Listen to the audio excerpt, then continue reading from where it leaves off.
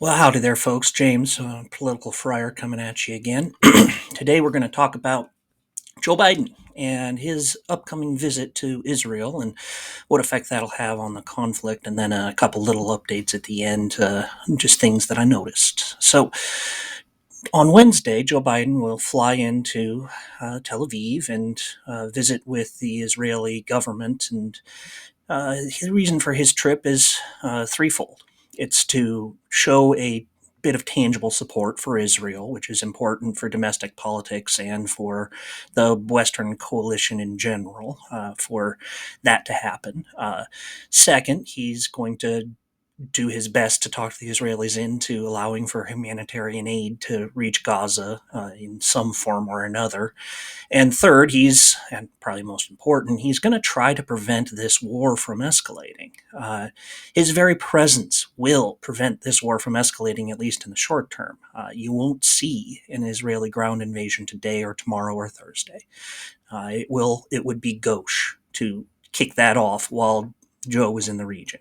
And so it's going to at least be that long until the next step. And that might actually suit Israel just fine. Israel is benefiting from the attrition that they are causing among Hamas through their airstrikes and through the blockade. They're also getting extra time to train and rehearse for the ground invasion. So don't think the ground invasion is off. It's not. But it's not going to happen while Joe Biden is doing this, frankly, Hail Mary diplomatic mission to try to head things off or let things simmer down. Now, remember, this is actually the second big diplomatic mission to try to slow things down. Anthony Blinken has been in the region since the war started, and he has had no success. Anthony Blinken, the Secretary of State, in case that name doesn't mean much to you. He's met with the leaders of Saudi Arabia. He's met with Jordan. He's met with Syria, at least through intermediaries. It's a little tough to meet with Syria for an American Secretary of State. He's met with Egyptians, and he's talked with the Iranians, I'm sure. And those meetings have not resulted in the de escalation that Biden wants. And so Biden's bringing in the big guns himself. Is it going to work? A little. It'll work a little. The show support for Israel leg of the mission, that'll work. That, his mere presence accomplishes that. Humanitarian aid, yeah, Israel will give him something. He showed up, so there'll be something that he can say he caused to help the Gazan civilians. It does appear that Israel has turned the water back on in southern Gaza, and so there's a bit of a natural break between northern and southern Gaza. It's basically one big city, but there's a less dense corridor roughly in the middle. And it seems like the siege is still going strong in the north, and in the south, it's less strong. But there'll be something there. As far as deterring the broader conflict, I don't know. Those are going to be conversations that are going to be really hard, like House of Cards level, manipulation and diplomacy, or any thriller you'd like to name is going to play out in real life. The deterrence from the deterrence we're looking for is against Hezbollah and Iran. If this conflict is going to widen beyond Gaza, that's where it'll happen. I've said that before, and it's true. So, will Hezbollah and Iran come to the aid of Hamas if Israel pushes? And they say they have, but, deterrence is a bluff until it's not. It's better to call it a bet. Sometimes the deterrence bet has good cards behind it, and you actually end up, if you call that bet, end up in a broader conflict, and sometimes it's a bluff. I don't know which one it is. There's no doubt that Hezbollah and Iran have plenty of capability to cause trouble up there in the north. Tens of thousands of rockets. Israel would suffer immense damage if they got into this conflict, but they have to balance that against the immense damage that Israel would cause to them, and maybe that's one of the things Joe is doing, is he's letting some credence to America's deterrence, because America's deterrence is, maybe it's a bet too. Maybe it's a bluff. Maybe it's actually serious that those two carrier aircraft group would conduct airstrikes against Hezbollah.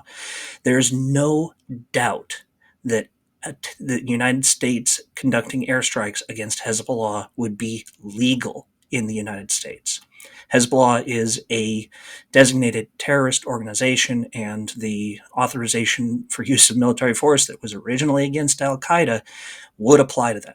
And so it is within Joe Biden's power to simply order that attack as the commander in chief. And so if this war broadened, that's the next thing you look for. Hezbollah starts launching rockets. Does the United States start launching air raids? And then what? Because then you've got the United States actively engaged in a war in support of Israel. And the last time anything close to that happened was in the mid 70s, and the entire Arab world responded with an oil embargo along gas lines. That's something that some of you out there will remember. And it would be potentially worse this time. Lots of moving pieces here. We're going to have to wait and see a little bit, but those are some of the things to look for next, is whether Israel can get permission, for lack of a better word, to conduct the ground invasion, and what it'll look like. And permission will be given by Iran and Hamas. And the conditions of that permission will be influenced by the United States' willingness to come in as a counterweight against them. One other observation, just wanted to note, today the Central Hospital of Gaza was bombed, and it's not clear by who. The obvious culprit is Israel, and there's some reason to think that Israel would do this. In 2014, that building was used as Hamas's primary headquarters, as well as the primary hospital during that war. They do that on purpose. Hamas is using those patients as human shields, and Israel has refrained from calling them on it. Well, maybe they stopped. Maybe Israel decided that playing by the international rules was not going to work this time, and they needed to play by the local rules that are closer to Hamas's sort of view of the world. I don't know. The Israeli Defense Force says that it was a failed Hamas rocket launch, which could be. Hamas launches rockets from right next to the hospital, and if one of those rocket systems malfunctioned, or if there was a rocket that failed, it could have caused that. The extent of the destruction of the hospital makes me doubtful. I think Israel probably bombed the place. They probably got sick of Hamas using it as their headquarters. They decided to go ahead and kill those Hamas leaders, and the patients be damned. It's gross. It's going to get worse. Anyway, it's just my take. Tell me how wrong I am in the comments down below, if you would. I really appreciate the likes, the subscribes. Tell your friends. That's the only way that these videos get out into the world, so I appreciate you taking the time. Thanks.